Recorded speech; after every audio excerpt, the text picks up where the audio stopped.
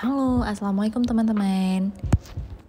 Kali ini kita bahas budgeting lagi yuk. Oh iya, bagi teman-teman yang suka ataupun berkenan dengan videoku, jangan lupa like dan subscribe-nya ya. Dan untuk video budgeting lainnya, teman-teman bisa klik link yang di atas. Oke, hari ini selain kita bahas budgeting seperti biasa untuk budgeting bulan Mei, aku juga mau bahas sedikit nih tentang awal mula aku memilih investasi emas atau logam mulia. Di sini aku mau sharing beberapa hal yang aku pelajari karena beberapa hari ini aku penasaran sekali dengan gimana sih investasi emas yang benar. Nah, nanti aku akan menjelaskan sedikit apa perbedaan dari investasi emas ataupun logam mulia. Nah, sebelumnya seperti biasa, sebelum kita masuk financial plan yang bulan Mei, kita evaluasi bulan April dulu ya teman-teman. Untuk bulan April ini, jadi aku mempersiapkan budget itu memang untuk perkiraan akan pindah rumah. Tapi ternyata SK aku belum keluar, jadi aku tidak jadi pindah pada bulan April. Sehingga untuk belanja bulanan yang aku perkirakan akan habis 1 juta, hanya aku habiskan 500.000. Sedangkan untuk belanja yang lain hampir sama seperti bulan yang lalu. Untuk laundry, aku perkirakan itu habisnya 240.000, ternyata hanya 100.000 karena aku belum pindah. Lanjut untuk fund, itu aku over budget, itu 100.000 ya over budgetnya. Jadi setelah aku hitung semua, selisih dari sisa bulan April itu ada sekitar 540.000. Dan uang yang sudah aku belanjakan bulan ini sesuai dengan income-ku yaitu 5.400.000. Jadi tidak bersisa. Dan yang selisih ini sebenarnya adalah uang darurat yang aku persiapkan untuk belanja lebih pada bulan April. Jadi ini akan aku masukkan lagi di tabungan uang daruratku supaya bisa aku gunakan pada saat aku pindah nanti. Alhamdulillah bulan ini aku nggak over budget, tapi biasanya memang ada selisih ataupun sisa sih. Tapi ya nggak apa-apa, namanya juga budget itu kan kadang naik turun, terus kadang juga banyak pinginnya. Tapi yang penting kita nggak over budget dan masih sesuai dengan tracknya. Oke, next, bismillah ya. Ini kita lanjut untuk financial plan bulan Mei. Untuk bulan Mei ini lebih kurang sama aku buat seperti bulan April. Jadi budgetnya itu aku persiapkan untuk aku pindah. Jadi memang SK ku itu katanya sih bulan ini keluar habis lebaran. Mudah-mudahan benar-benar keluar ya teman-teman. Seperti biasa, income-ku itu masih sama 5.400.000 dan untuk saving itu aku selalu menyisakan sekitar 700.000 untuk aku simpan di uang darurat dan juga tabunganku. Kemudian untuk pengasuh babyku itu aku budgetkan 600.000 seperti biasa. Jadi fixed cost ini adalah memang akan keluar segitu dan tidak akan selisih ya. Kemudian sedekah, pulsa, laundry itu masih sama seperti bulan lalu, bisa teman-teman lihat di sini. Dan untuk tak terduga juga aku siapkan itu 200.000. Kemudian ini semua totalnya itu 5.400.000 sesuai dengan income-ku. Dan ini semua memang aku sesuaikan dengan budget yang ada, tapi harus bisa bersisa untuk disimpan. Semoga bulan depan ini bersisa ya, amin. Alhamdulillah memang aku ngerasa kebantu banget sama proses financial plan ini. Jadi jajan ataupun belanja lebih terarah dan juga bisa banyak berhemat. Oke deh teman-teman, next aku mau bahas sedikit tentang saving nih. Jadi tentang investasi mungkin lebih kurangnya ya. Jadi aku mau cerita sedikit. Awal menabung itu aku membiasakan untuk menabung di auto save uang di bank. Jadi tiap bulannya itu otomatis ditabung dan dalam jangka waktu yang aku inginkan 1 atau 2 tahun. Kemudian uang yang aku simpan dalam jangka waktu tertentu itu aku kumpulkan dan aku beli perhiasan. Dan biasanya yang aku pilih adalah emas. Kenapa emas? Karena memang emas sendiri itu udah jadi cara investasi dari turun-menurun dari zaman dahulu ya. Dan investasi ini cukup banyak dipilih oleh masyarakat, terutama oleh kaum wanita.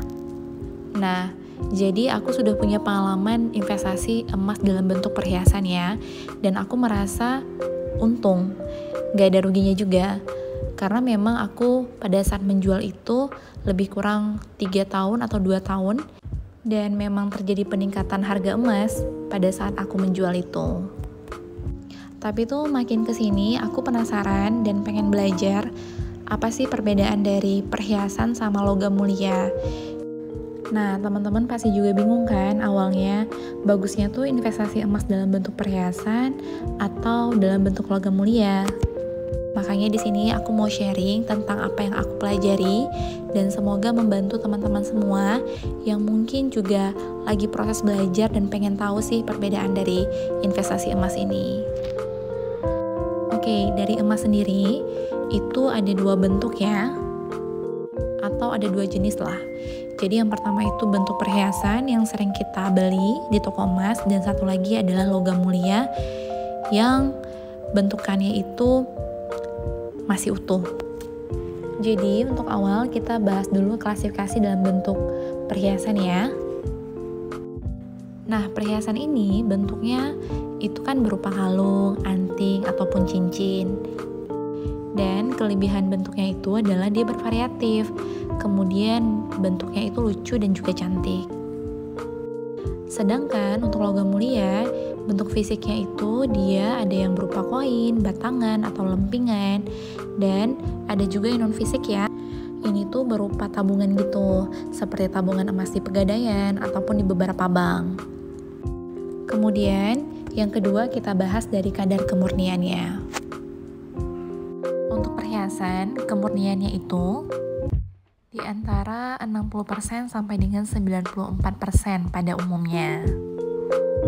Jadi yang 10 karat itu biasanya kemurniannya 60%, lalu untuk 22 karat itu 90%, dan 23 karat itu adalah 94%.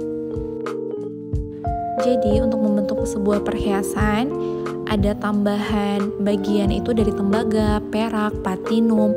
Jadi nggak full dari emas agar dia terlihat lebih menarik dan cantik ketika dipakai.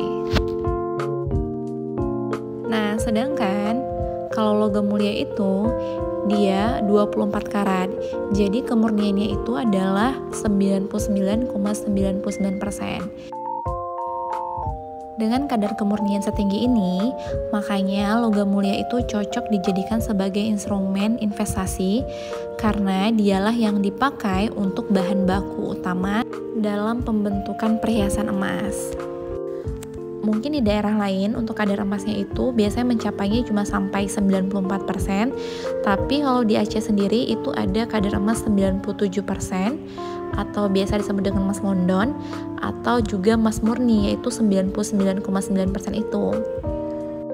Jadi semakin tinggi kemurnian emas itu, dia akan warnanya akan lebih cenderung kuning ya, lebih emas gitu. Makanya biasanya kaum muda itu lebih banyak membeli emas dalam bentuk istilahnya emas muda, atau dengan kadar emas murninya itu di bawah 70%. Sedangkan emas tua itu biasanya di atas 70%, di mana merujuk dari warnanya yang semakin kuning dan pekat, karena kadar emasnya tadi lebih tinggi. Untuk di Aceh sendiri, untuk pembelian emas penyebutannya bukan gram, tetapi melainkan mayam. Jadi hitungannya, 1 mayam itu adalah 3,3 gram.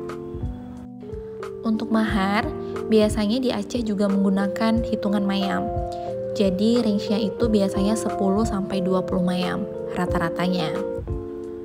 Dan yang paling umum di sini, masyarakatnya banyak menggunakan emas 97% sampai dengan 99,9%. Jadi banyak yang membeli emas murni sih kalau di sini ya dalam bentuk perhiasannya. Jadi balik lagi, kalau untuk perhiasan bagusnya ya, memang kita memilih emas yang kemurniannya itu di atas 70%, atau paling baik memang emas murni aja deh. Karena ini akan sangat mempengaruhi pada saat nanti kita mau menjualnya lagi. Oke, selanjutnya di sini kita bahas poin yang ketiga, yaitu biaya atau ongkos pembuatan. Nah, untuk perhiasan, karena dia sudah dibuat dalam bentuk perhiasan yang cantik, tentu ada ongkosnya. Jadi, kisaran ongkosnya itu adalah 10-20%.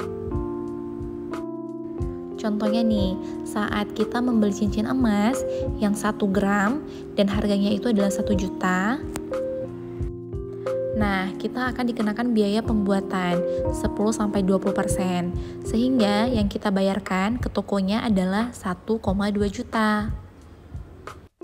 Lalu, pada saat kita menjualnya lagi, ada pertimbangan lagi loh dari tokonya, ini masing-masing ya.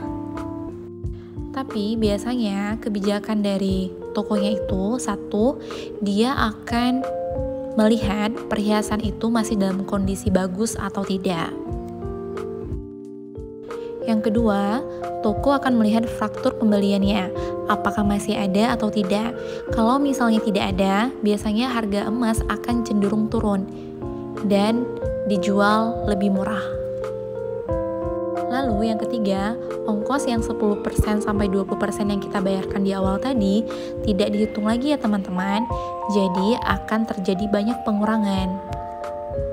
Lalu kalau di Aceh nih ya, biasanya pada saat kita menjual emas, ada beberapa toko emas yang tidak menerima emas dari toko yang lain. Jadi dia hanya menerima penjualan dari emas yang dijualkan. Kalau kita jual di toko yang lain, yang berbeda dengan pada saat kita beli, akan dikurangi lagi sih harganya. Itu pengalaman pribadiku saat aku menjual emasnya di Aceh. Sedangkan untuk logam mulia, mereka tidak ada pemotongannya karena memang harga penjualannya akan murni sesuai dengan harga emas pada hari itu. Jadi tanpa pengurangan apapun. Lanjut, kita bahas poin yang keempat, itu tempat membeli dan menjual. Tentu kita harus tahu dong di mana kita bisa beli emas ataupun logam mulia. Nah, untuk perhiasan sendiri biasanya memang kita membelinya itu di toko perhiasan. Dan untuk menjualnya juga akan di toko perhiasan. Kalau di Aceh cenderungnya kita akan membeli di toko yang sama dan pasti akan menjual di toko yang sama pula. Karena ya balik lagi seperti yang aku bilang tadi, beberapa toko kadang tidak menerima perhiasan dari toko lain. Untuk logam mulia, biasanya kita bisa membeli di kantor pusat Antam ataupun cabangnya, lalu juga di Galeri 24 Pegadaian ataupun distributor resmi. Untuk di daerahku di Aceh itu kadang yang di daerah kabupaten ya sulit dapat pilihan emas Antam yang gramnya banyak gitu, karena yang tersedianya hanya ukuran ataupun berat tertentu aja. Karena balik lagi mungkin ya peminatnya tidak sebanyak perhiasan, jadi mungkin hanya beberapa orang yang membeli logam mulia.